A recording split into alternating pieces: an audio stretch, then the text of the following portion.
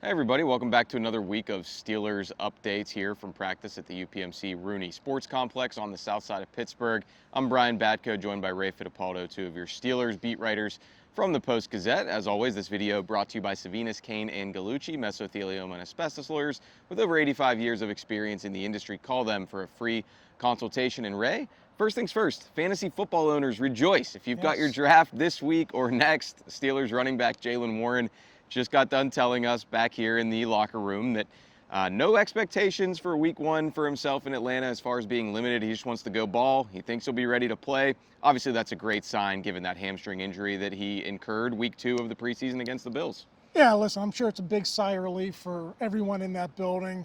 They're going to have Najee Harris at their disposal. Now Jaylen Warren, and hey, Cordero Patterson finally showed something in the final preseason game against Detroit, a big 31-yard run. People were kind of waiting for him to do something, and he finally did. Yeah, and with Warren, I mean, it's one of those issues, soft tissue thing. You got to be careful with it. You hope that they're not rushing him back. And as you know, Ray, I mean, he's such a matter-of-fact guy. He's so tough. He'd probably try to play through anything. So you just hope that if he is out there Sunday, September 8th in Atlanta, that they'll still be being safe about it. I don't know if he'll be limited on a pitch count or anything like that, but he was out there running around today during the media viewing portion of practice, and I wouldn't say he was a full participant or anything close to that, but he looked like he's on his way back quickly. Yeah, listen, Jaylen Warren, when he was a rookie, he had a grade 2 hamstring injury. He only missed one game. He told us today this was a grade 1, so I think obviously if they had a game this week, Brian, I think he could probably play in it. But obviously this week they'll practice Tuesday and Wednesday before a league-mandated 4-day break until Labor Day. I think he's going to rest this week, and then expectations are by Labor Day, I think he'll be out there preparing for the Falcons. Yeah, this is essentially a bye week for the Steelers, for everybody around the NFL. You get this long layoff between the end of preseason, start of the regular season, but obviously the big date in between those two are the roster cut downs, which will have to be into the league office by 4 p.m. tomorrow, Tuesday, August 27th. Is there a position or a group on this team, Ray, that you feel like offers the most intrigue as the Steelers try to get from, I was going to say 91 to 53, but we already know 8 to 10 guys who weren't going to be on the team have gotten the notice early that they've been released?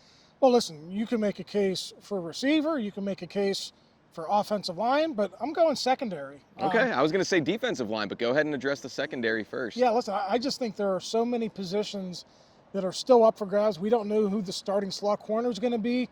Is it going to be Beanie Bishop? Is it going to be Thomas Graham?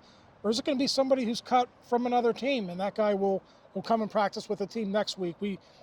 That's one. The second was who's the top backup at outside corner? Cory Trice told us today he's got some leg tightness. He doesn't think he's going to the IR, but still, he's not 100%, for the season. Are they going to trust him to be the top backup to Joey Porter and Donte Jackson? Or are they going to trust Darius Rush?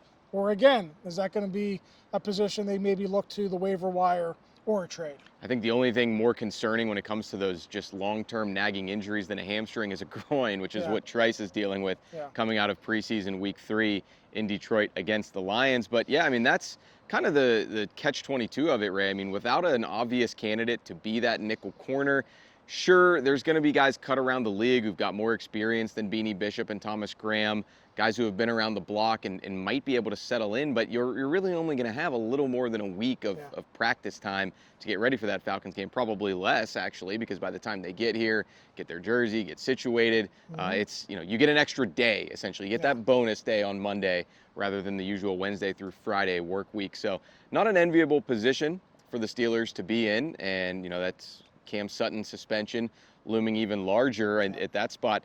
I am curious about the wide receivers. I think Quez, Watkins, Fitzpatrick, Scotty Miller all had some good moments. Not so much for Watkins in game. That one that was nullified the other day by John Rice Plumlee throwing him the ball.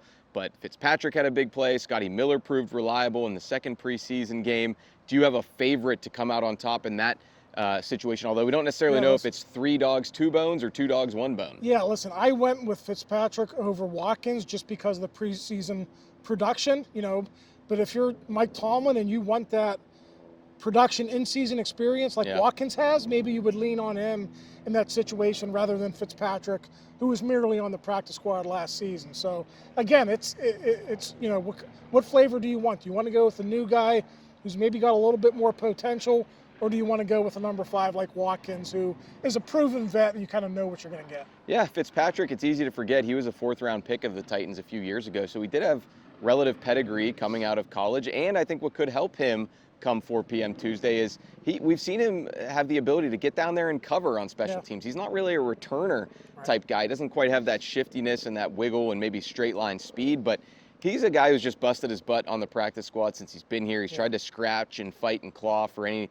opportunities he can get. That might help him out in the long run, at least for the start of the 2024 season. Nobody should be too comfortable, and I would say that applies to guys on the defensive line as well. And listen, with these 16 or 17-man practice squads, depending if you have a player for the International Pathway Program, you can now stash veterans on there. So if nobody picks up Quez Watkins, you could put Quez Watkins on there. I think you're allowed 6 veterans on that 16-man squad. So wouldn't be ideal for Quez Watkins, but you know, for the Steelers, if they want to go that route and he sneaks past waivers, they certainly can do that. Roman Wilson's health also a wild card there. He was doing a little bit of kind of light jogging calisthenics today before practice as he tries to return from that ankle injury the first day of pads in training camp. Speaking of the defensive line, Ray, we don't know if they're going to keep 5 or 6 receivers. We don't know if they're going to keep 6 or 7 D linemen. Before we finish up this recap, how do you see that position shaking out before tomorrow? Yeah, I have them keeping 7, and I think with Logan Lee's injury now,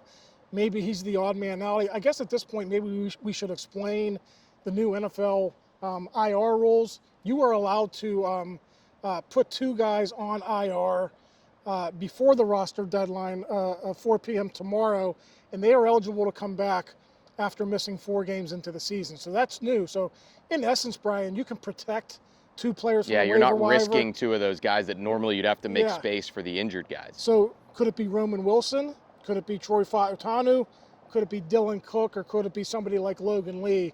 Those are the decisions the Steelers have to make in the next 24 hours or so. So it'll be interesting to see if they can maybe take advantage of that new rule. I think one somewhat long-term veteran Steeler who could find himself as an odd man out tomorrow would be Isiahh Loudermilk, just because of the addition of Lee in the draft, Dean Lowry as a veteran who came in this offseason. I think Montravius Adams had a really nice training camp in preseason, so it doesn't seem like he's going anywhere. And then obviously DeMarvin Leal, I mean, he helps his own case by being able to play with his hand in the ground or as a stand-up edge rusher. We know they're still kind of trying to figure out, sift through that 4th outside linebacker role. The more you can do in Leal's case, you know, he was odd man out at times last year on the game day roster, but I do wonder if going into the last year of his rookie deal, Loudermilk could be that one. Yeah, one more thing. You could actually keep 7 defensive linemen, have DeMarvin Leal be your number 4 outside linebacker. You could only keep 3, and that solves one problem right there. Well, we'll see. All the speculation of the 53-man roster will be known tomorrow, but even those guys who make it initially, you can't feel too comfortable because there could be trades, there could be cut-down pickups from other teams. We'll see how it happens. Keep it to the Post-Gazette to see how it all shakes out. We'll have more coverage throughout the week. He's Ray Fittipaldo. I'm Brian Batko. Appreciate you watching us on the PG Sports Now YouTube page.